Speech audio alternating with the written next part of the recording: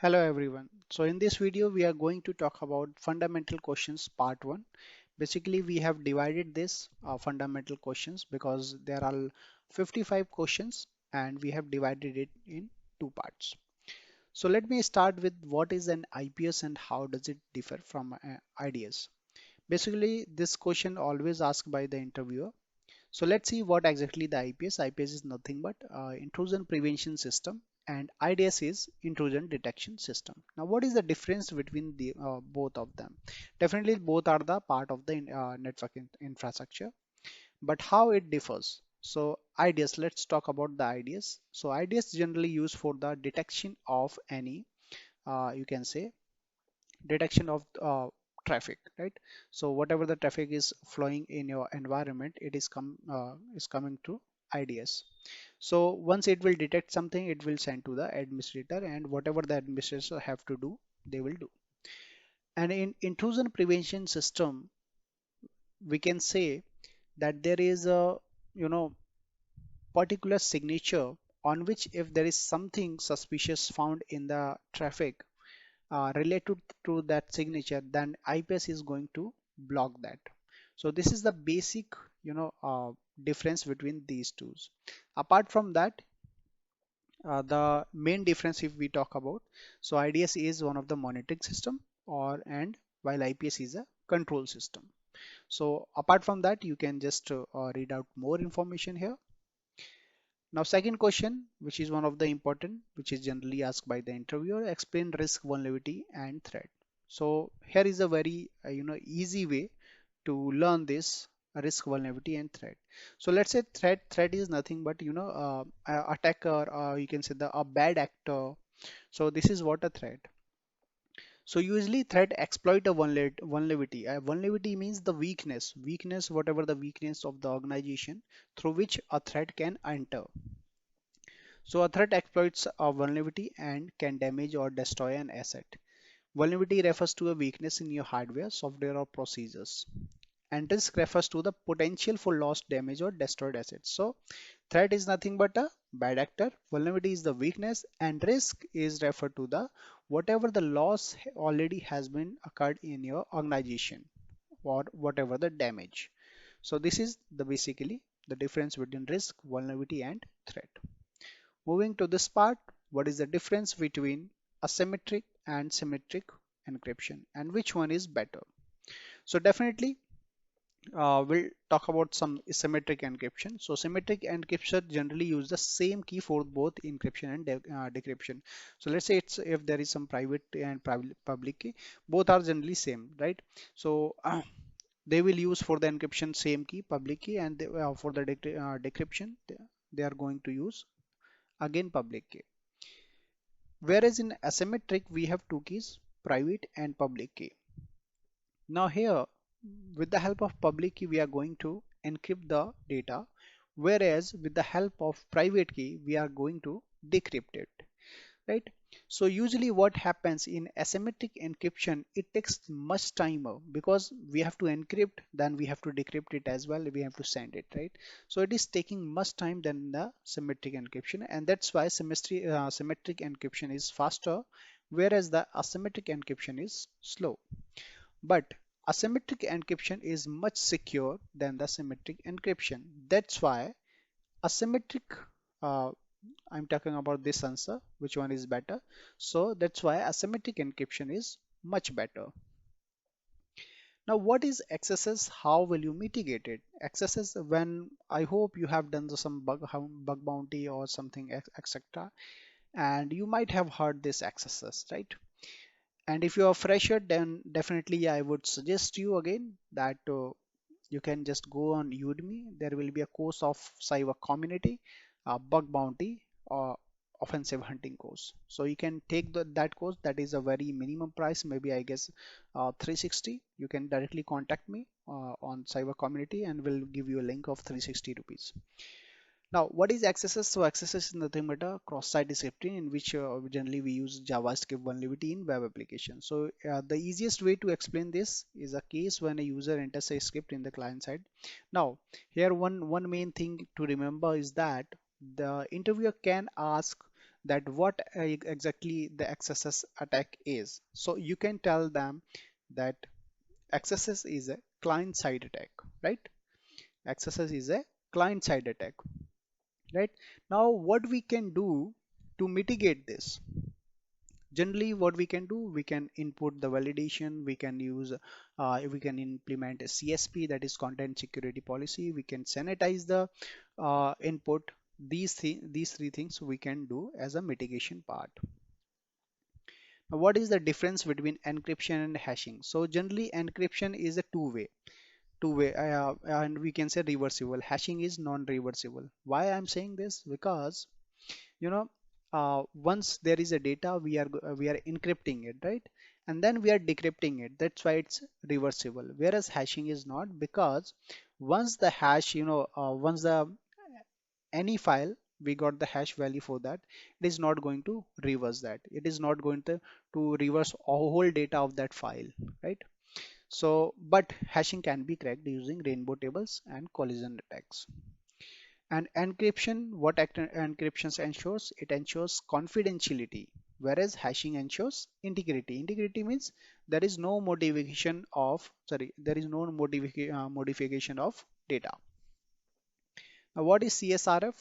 I have also discussed CSRF in bug bounty course, so you can go through that course as well.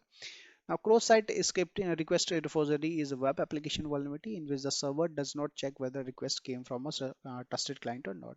So let me give you an example, right? So let's say there is a web application, right? And you are one of the user, I'm another user. So what I will do, I'm changing something on my account on that web application, right? I'm changing in my profile section. Now with the help of brute force, I have taken all those things and I'm sending you one of the HTML file and you are directly clicking on that. So all changes, whatever I have done in my account, that is also reflecting in your account, right? So this is what a CSRF. And uh, actually the server is not knowing that from where exactly it is coming. So it is thinking that you are the person who is doing it. So that's why from my point of view, CSRF is a server-side attack, but somewhere it is also written as a client-side attack because generally it is happened due to the mistake of client, or we can say a victim. Now, difference between XSS and CRFs, we have discussed both of them. I hope you understand. XSS is much dangerous than CSRF because it's a client-side attack, right? And it can steal your credentials, password, whatever the very important data, you can say. So this is what the difference, and you can read more things with the help of this PDF file. Now, is XSS client side? Okay, we have already discussed this one. Now, what is IOC? So, indicator of compromise, right? So, let's say you have seen hash value, IP, domain, URL, user agent.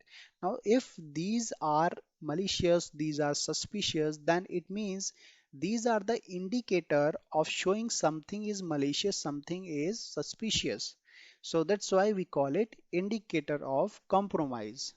For generally, to know all those things, we see that whether the IP is malicious or not, whether the domain, URL, user agent, or you can say the hash value is malicious or not.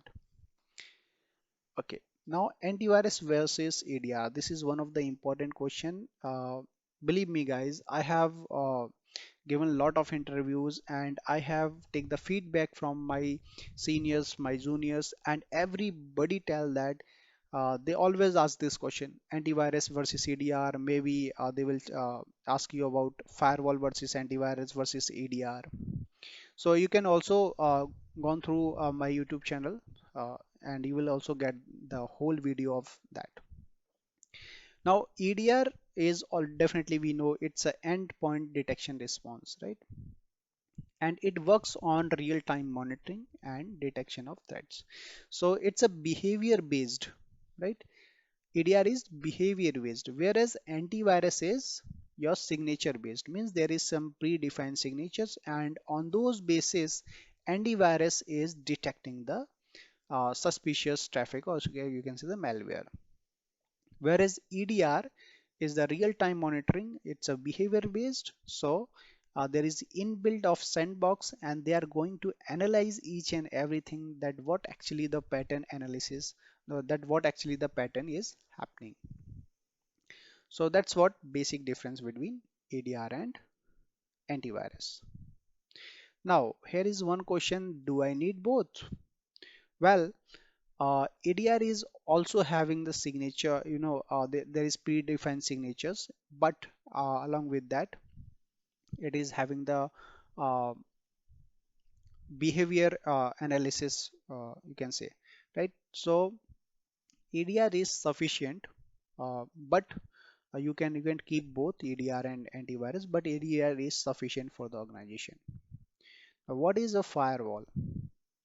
A firewall is a network security system that monitors and controls incoming and outgoing network traffic based on the predefined security rules. It means there is a particular predefined rules, and on those basis, it is taking the, or you can directly saying, uh, say it filtering the traffic on the basis of predefined security rules. Now, what is the difference between IPS and firewall? So the main difference being that firewall performs actions such as blocking and filtering of traffic, and while an IPS detects and alert a system admission, or you can say the prevent the attacks as per the configuration. So generally, if the interviewer is he is expecting more answers from you, so you can add here more things like firewall generally captures the header, IPS captures the payload. So firewall, what actually firewall captures, uh, in the header form, they capture IP addresses, right? Source IP, destination IP, port numbers, domain URL, these things they capture. Whereas IPS check whether there is something uh, known malware, something known suspicious thing is there in that payload or not. So on those basis, if there is something malicious, they will detect it and they will block it. Now question number 13. What is a security misconfiguration? So security misconfiguration is a vulnerability when a device, or you can say the application network, is configured in a way that can be exploited by an attacker to take advantage of it. So this can be as simple as leaving the default username, password, and so. So generally this question, this is very less chances of asking this question by the interview, but they can ask this question. So you should remember that what actually the security misconfiguration. Now, what is a black hat, white hat, and gray hat hacker? Now let me complete this in a very beautiful manner. So black hat is nothing but a hacker who has no authority, but he is hacking, right? Whereas white hatter is also known as the you can say ethical hacker, who have the legal authority to perform the actions. And gray hat hacker is just the combination of black and white hat hacker. Now, question 15th, how do you keep yourself updated with the information security news? So guys, this one is very important because definitely they are basically these two questions which I'm marking. These two questions are very important because definitely they will ask you that how you keep yourself updated. So you can start reading the blogs such as Trend Micro Blogs, Hacker News, GB Hackers, and apart from that, they can also ask name some recent attack and explain in brief, right? So if you are reading something, you are updating yourself, then definitely you should be aware about the latest vulnerability recent attack. So for example, as far as I'm making this video, so the recent attack is Spring 4 shell vulnerability, and you can also include the Log4j vulnerability. So these are the some recent attacks. You should focus on these two questions. Now, what is CIA? CIA is nothing but a triad. You can say confidentiality, integrity, availability. Now, what is confidentiality? Keeping the information secret. Integrity is nothing but keeping the information unaltered. Unaltered means there should be no modification. Availability information is available to the authorized parties at all times. Now here HIDS versus NIDS, and which one is better and why? So guys, HIDS is a host intrusion detection system and NIDS is network intrusion detection system. Now the difference here is that uh, maintaining the HIDS is very tough because we will get lot of traffic with the from HIDS, whereas managing the NIDS is too easy. So as for the enterprise, NIDS is preferred as HIDS is difficult to manage, right? So this is what the basic difference, and you can read more things on Google here. What is port scanning? Port scanning is the process of sending message in order to gather information. Gather information means reconnaissance. For the reconnaissance, we use port scanning, right? About the network system and definitely which port actually is open, so that they can think about entering from that port number in the organization. So this is what the port is scanning. Now what is the difference between VA and PT? There is a some you can say the minor difference. So vulnerability assessment is an approach used to find flaws in an application network, whereas penetration testing is the practice of finding exploitable vulnerabilities like a real attacker do. So VA is like traveling on the surface, whereas PT is digging it for a gold. Now let's move to question number 21, and this is one of the important question. Can you name some response codes from a web application? Well, yes. See, you might have seen 201, 200 code, right? 301, 302, error code 404, right? So what exactly those things, right? So if there is something error is coming, or if something HTTP code is starting from 1 and then XSS maybe 0110 whatever up to 199, then it's a informational responses. And the code which is starting from 2, then it means the success. Is starting from 3, it means redirection. Starting from 4, client side error. And starting from 5th is server side error, right? Now when do you use traceroute? Now what exactly that tracer and traceroute, why we are using it actually? So let's say if you are not able to ping any destination, then here we can use the trace route, or you can say the tracer, and this will definitely help us to identify where the connection stops or gets broken. Well, right? So and it will also help us to know that whether it's a firewall, whether it's a ISP, whether it's a router, etc., etc., right? So with the help of this trace route or tracer, we will get to know where exactly the connection is breaking. DDoS and its mitigation. So DDoS, we know it's a distributed denial of service, right? So when a network or server application is flooded with a large number of requests, which is not designed to handle, making the server unavailable to legitimate requests. So let's take an example. Let's uh, there is a web server, and they it can only take 100 requests per minute, right? Now you are a hacker and you are doing DDoS attack and you are requesting 200, let's say 101, right?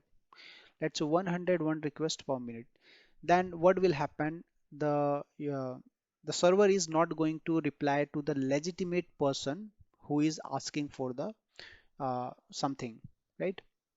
So this is what the DDoS. It means the flooding of the traffic far after, you can say, more than the bandwidth of the server.